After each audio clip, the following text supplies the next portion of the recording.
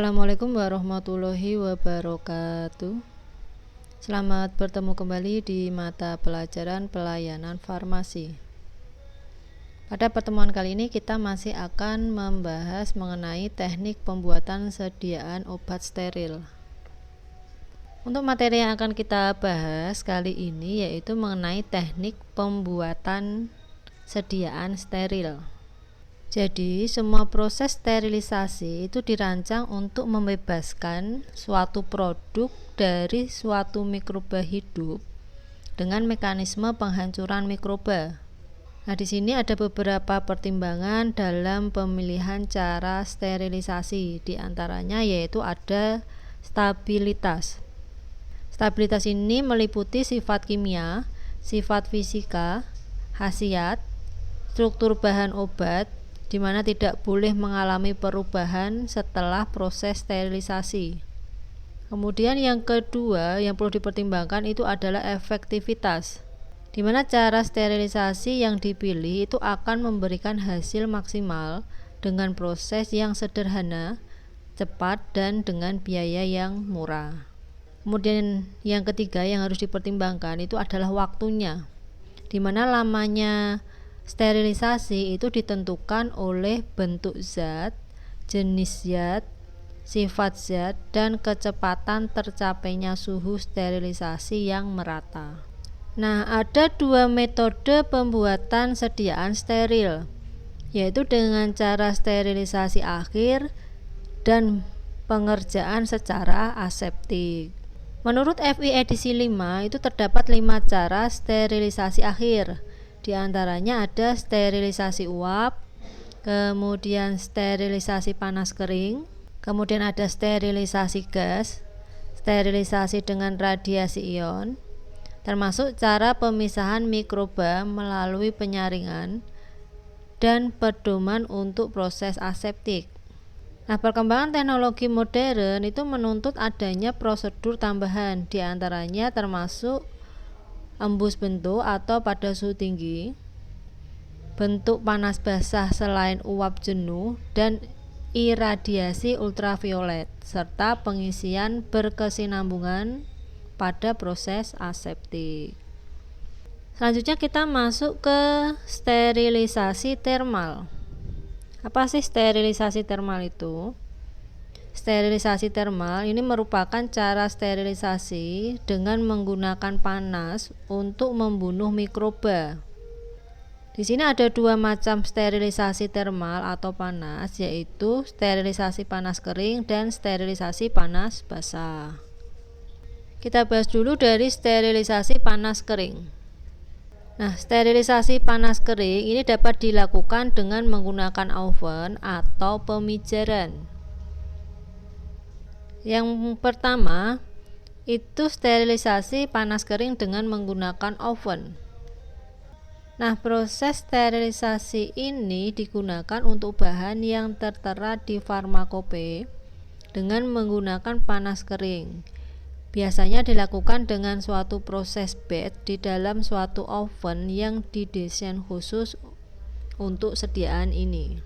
Rentang suhu yang dapat diterima di dalam bejana sterilisasi kosong ini adalah lebih kurang 15 derajat Celcius.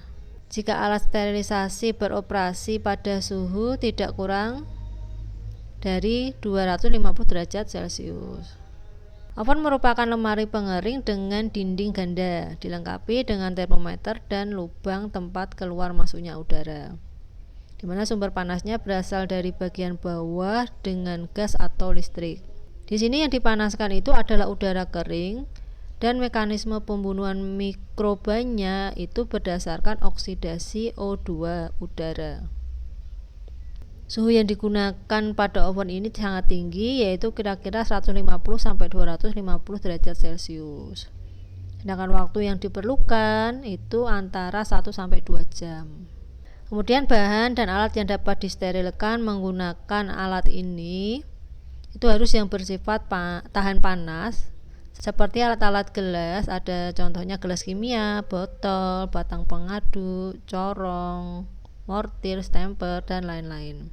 dan bahan obat yang tahan pemanasan tinggi, contohnya minyak dan vaselin. Kalau menggunakan alat sterilisasi oven ini, jangan memanaskan alat ukur yang dapat berubah akurasi dan presisinya. Kenapa? Karena dapat memuai. Salah satu contohnya ada gelas ukur, pipet ukur, labu takar, dan lain sebagainya. Kemudian yang kedua itu sterilisasi panas kering dengan pemijaran, di mana alat yang digunakan itu adalah api gas dengan nyala api tidak berwarna atau apinya dari lampu spiritus. Nah, cara ini merupakan cara yang sangat sederhana, cepat, dan menjamin sterilitas bahan atau alat yang disterilkan. Tetapi penggunaannya itu hanya terbatas untuk beberapa alat saja. Kemudian seluruh permukaan alat harus berhubungan langsung dengan api selama tidak kurang dari 20 detik. Pemijaran digunakan untuk sterilisasi bahan obat dan alat yang tahan pemanasan tinggi. Sebagai contohnya ada seperti benda-benda logam, ada pinset, penjepit, krus, kemudian gelas atau porselin, sudip, batang pengaduk, kaca arloji, tabung reaksi. Kemudian ada mulut wadah, mulut Erlenmeyer, mulut botol mortir, dan stemper. Dimana untuk mortir dan stemper yang sebelumnya ini telah diberi alkohol kemudian dibakar. Sedangkan untuk bahan-bahan obat yang disterilisasikan menggunakan metode ini itu adalah ZNO, NaCl, dan talek. Kemudian kita masuk ke sterilisasi panas basah. Nah, pada sterilisasi panas basah ini yang dipanaskan itu adalah air, sehingga airnya ini menjadi uap air dengan mekanisme pembunuhan mikroba berdasarkan koagulasi atau penggumpalan zat putih telur dari mikroba. Waktu yang dibutuhkan untuk sterilisasi ini itu relatif lebih singkat, yaitu kira-kira 30 menit. Dan suhu yang diperlukan itu lebih rendah dibandingkan dengan sterilisasi panas kering. Misalnya pada suhu 121 derajat Celcius, yaitu di dalam autoklaf. Adapun keuntungan sterilisasi panas basah ini itu adalah menggunakan uap air yang mempunyai daya bakterisida lebih besar. Karena apa? Karena mudah menembus dinding sel mikroba dan akan menggumpalkan zat putih telurnya. Di sini ada beberapa metode lagi yang mana menggunakan sterilisasi panas basah.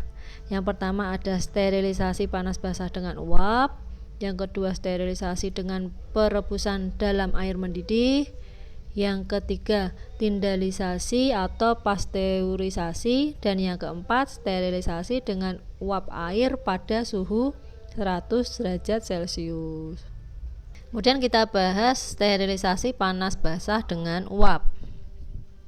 Nah, prosesnya yaitu menggunakan uap jenuh di bawah tekanan berlangsung dalam sebuah bejana yang disebut dengan autoklaf, dan mungkin merupakan proses sterilisasi yang paling banyak digunakan, di mana suatu siklus autoklaf yang ditetapkan dalam farmakope untuk media atau pereaksi itu adalah kurang lebih 15 menit pada suhu 121 derajat Celcius, kecuali dinyatakan lain.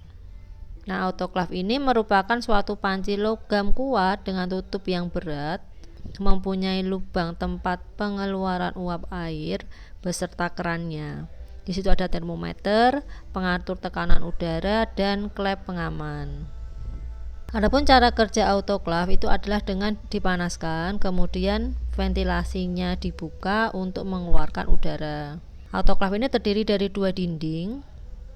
Kemudian uap air akan masuk dari bagian atas dan udara keluar dari bagian bawah yang dapat ditunjukkan dengan gelembung yang keluar dari ujung pipa karet dalam air. Setelah udara bersih, bahan yang akan disterilkan itu dimasukkan sebelum air mendidih. Tutup autoklaf dan dikunci. Ventilasi ditutup dan suhu serta tekanan akan naik sesuai dengan yang dikehendaki. Kemudian atur klep pengaman supaya stabil. Setelah sterilisasi selesai, autoklaf dibiarkan dingin hingga tekanannya sama dengan tekanan atmosfer. Nah, cara sterilisasi ini itu lebih efektif dibanding dengan pemanasan basah lainnya, karena waktu yang dibutuhkan itu lebih singkat dengan suhu lebih tinggi. Adapun bahan dan alat yang dapat disterilisasikan menggunakan autoclave itu misalnya adalah alat pembalut, kertas saring, alat gelas, dan obat-obatan semisal injeksi berair, gute, opalmise, kemudian tub salep mata. Kemudian kita bahas sterilisasi dengan perebusan dalam air mendidih. Nah, pada metode ini itu lama prosesnya dihitung sejak air mendidih, di mana spora tidak dapat mati dengan cara ini, sehingga penambahan bakterisida seperti fenol 5% dan lisol 2-3% itu dapat mempersingkat waktu perebusan. Ada beberapa alat kedokteran yang dapat disterilkan dengan menggunakan cara ini. Kemudian metode yang berikutnya itu adalah tindalisasi atau pasteurisasi. Metode ini digunakan untuk bahan obat yang tidak tahan pemanasan tinggi dan tidak dapat disaring dengan penyaring bakteri seperti emulsi, suspensi, dan susu. Nah, caranya yaitu dipanaskan pada suhu 70-80 derajat Celcius selama kurang lebih 40-60 menit untuk mematikan mikroba dalam bentuk vegetatif. Selanjutnya, diamkan pada suhu 30 derajat Celcius selama 24 jam. Ini bertujuan untuk membiarkan mikroba dalam bentuk spora itu berubah menjadi vegetatif. Kemudian ulangi pemanasan selama 3-5 hari berturut-turut. Kemudian yang keempat itu ada sterilisasi dengan uap air pada suhu 100 derajat Celcius, di mana alat yang digunakan itu adalah semacam dandang. Kemudian alat yang akan disterilisasikan itu baru dimasukkan setelah air mendidih dan uapnya keluar. Nah, mungkin pada pertemuan kali ini kita hanya membahas mengenai sterilisasi termal, yaitu berupa sterilisasi panas kering dan sterilisasi panas basah. Untuk sterilisasi yang lain nanti akan kita bahas pada pertemuan berikutnya. Sebelumnya saya ucapkan terima kasih kepada kalian yang sudah menonton video ini dari awal sampai akhir. Sekian dulu. Wassalamualaikum warahmatullahi wabarakatuh.